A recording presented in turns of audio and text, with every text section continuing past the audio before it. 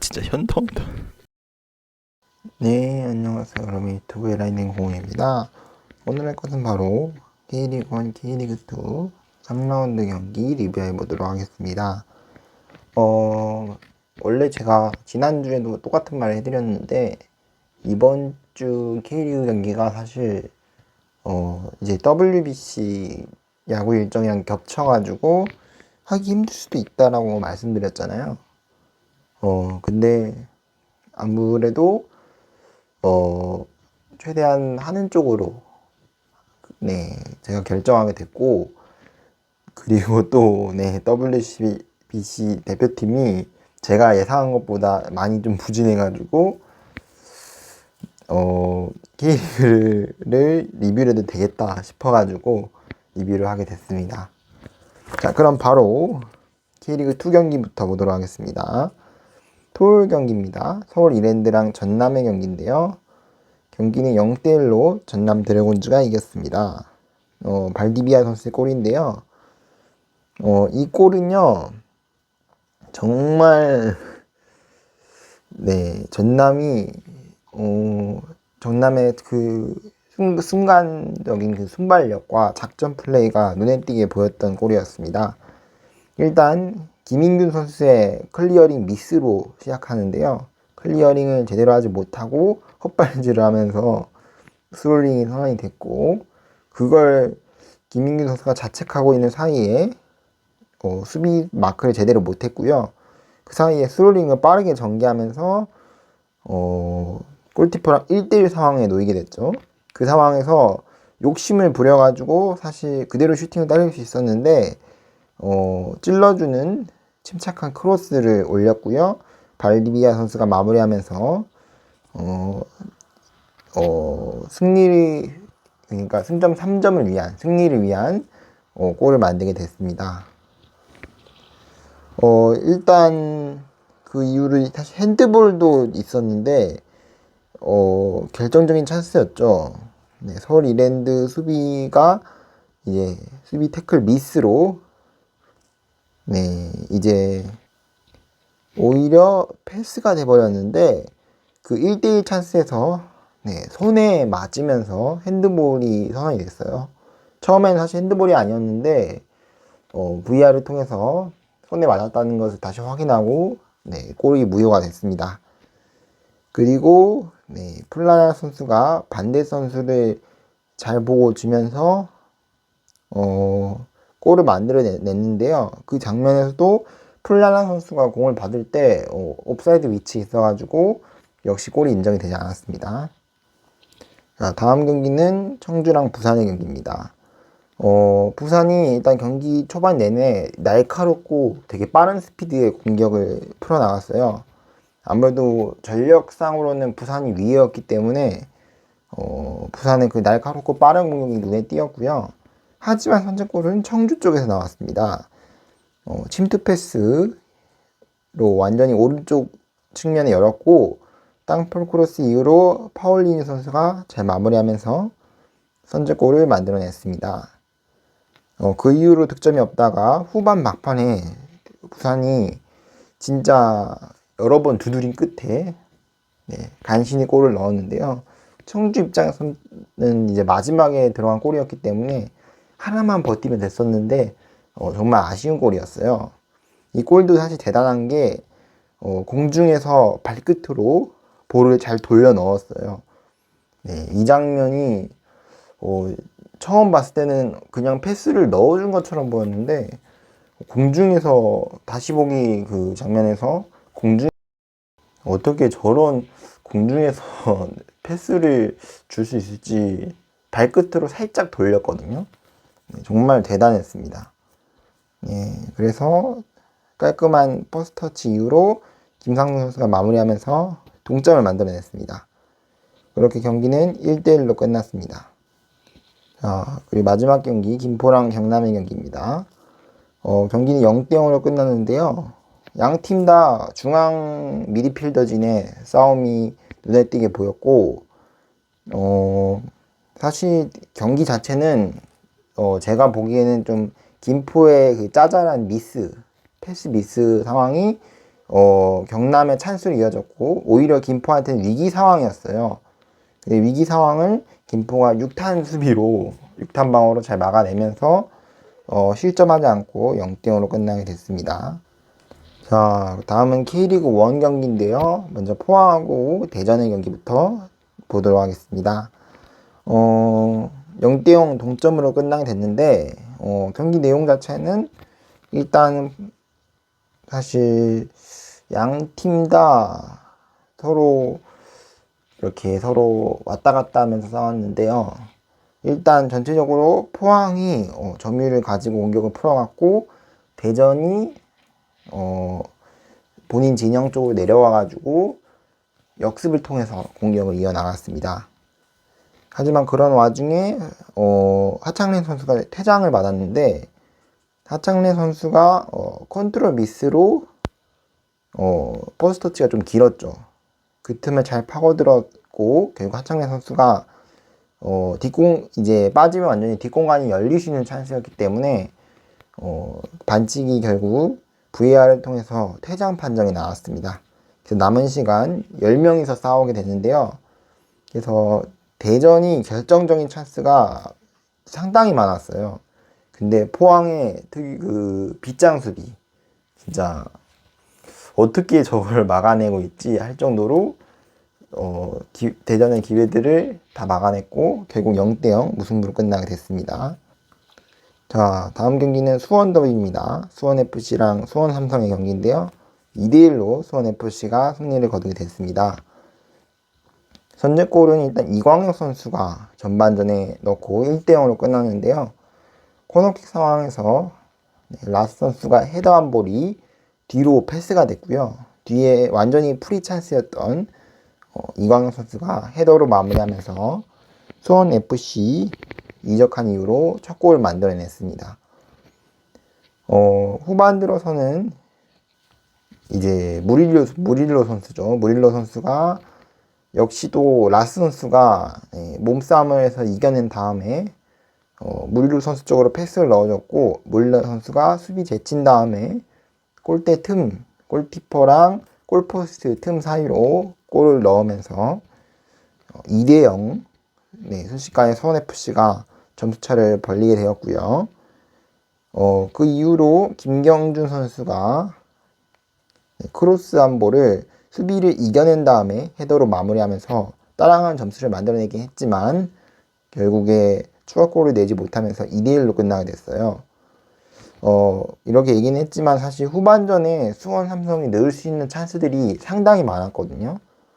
특히나 수원의 그 발리슛이 저 위치에서 바로 발리를 때릴 수 있구나 라고 생각이 들었는데 그걸 골키퍼가 또 막아내는 선방슛도 보여줬죠. 어쨌든 후반 막판에 선방쇼와 함께 결국 수원FC가 진정한 수원의 주인이다. 그게 증명되게 됐습니다. 자, 다음은 강원하고 대구의 경기입니다. 1대1 무승부로 끝났는데요. 선제골은 대구 쪽에서 나왔습니다. 에드가 선수인데요. 코너킥 상황에서 상당히 먼 거리였는데 에드가 선수 특유의 제공권과 강한 헤더로 선제골을 만들어냈고요. 하지만 이제 세라토 선수의 대구에 새로 온 용병 세라토 선수의 자책골이 나왔죠.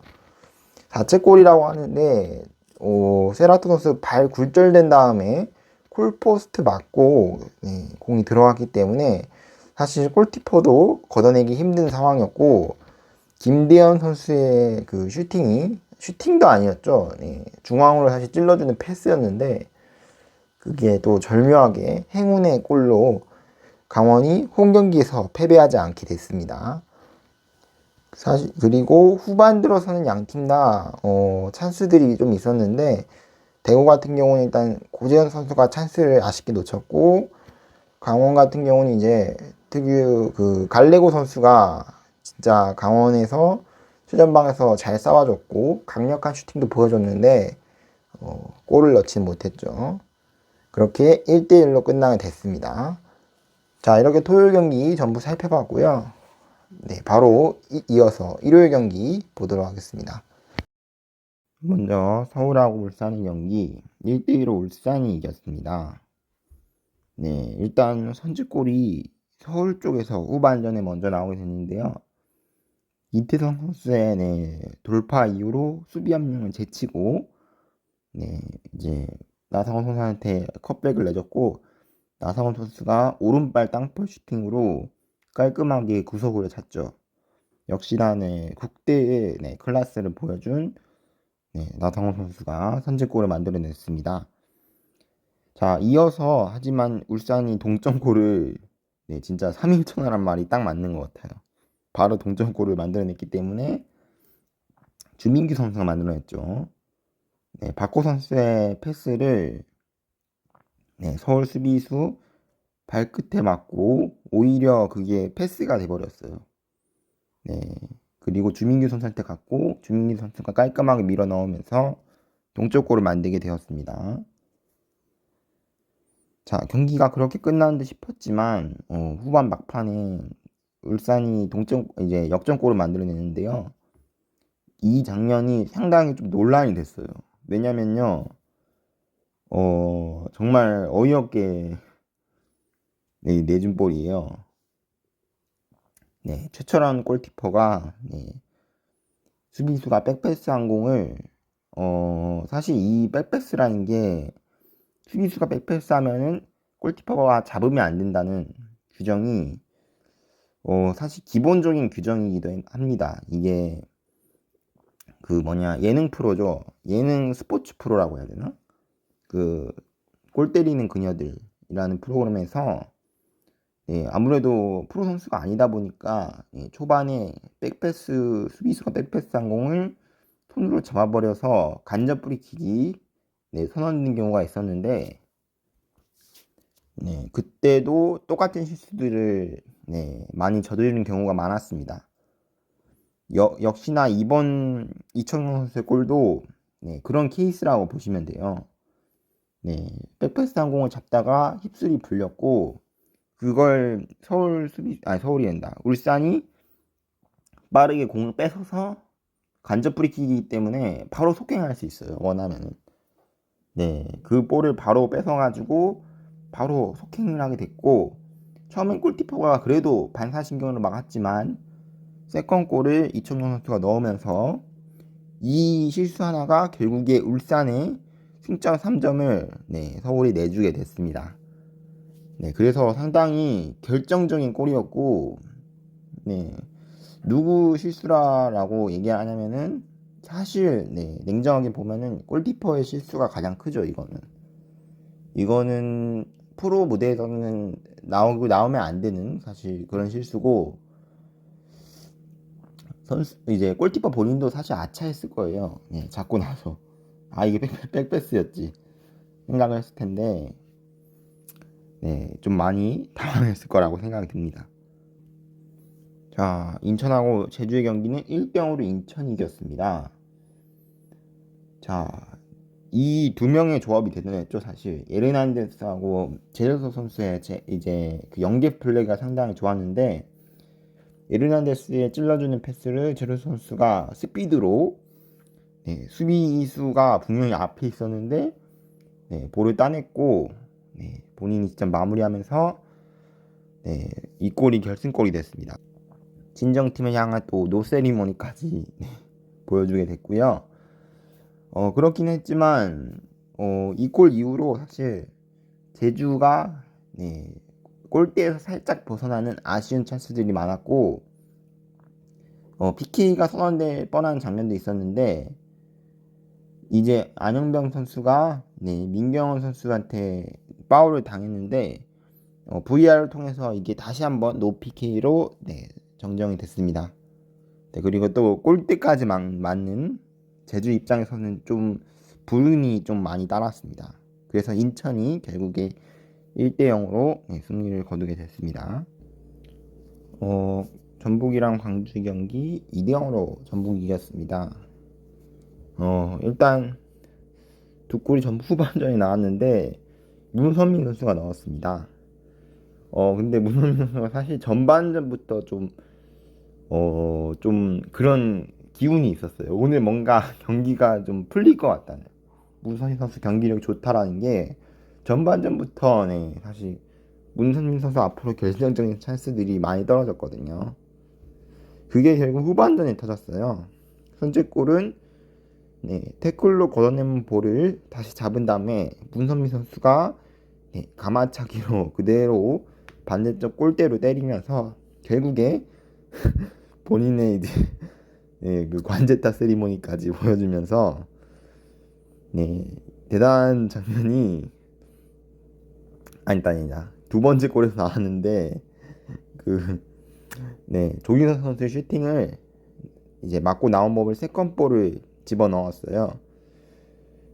더 대단한 점이 문선민 선수가 이렇게 슈팅 때린 다음에 쓰러져 있다가 벌떡 일어나면서 정말 바로 이렇게 벌떡 일어나면서 끝까지 또 관전타 세리머니를 보여주는 모습을 정말 소름이 돋았죠.